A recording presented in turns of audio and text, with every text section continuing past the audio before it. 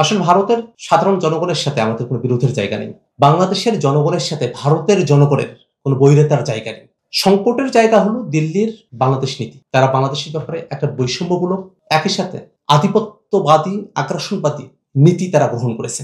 দিল্লি বাংলাদেশের জনগণের সাথে সম্পর্ক না করে তার এখানকার একটা রাজনৈতিক দল আওয়ামী লীগ বা তাদের যারা দোসর আছে তাদের সঙ্গেই তারা সম্পর্ক করেছে। তারা বাংলাদেশের জনগণের সাথে সম্পর্ক করেনি। নদীতে আমাদের পানি পাওয়ার কথা, তারা সেটা দিবে না। আমাদের সঙ্গে চুক্তি হলে সেখানে তারা আমাদের উপরে জোরপূর্বকভাবে এমন কিছু শর্ত আরোপ করবেন এবং যারা নতজন তারা সেটাকে আবার গ্রহণও করছেন ক্ষমতায় থাকার স্বার্থে।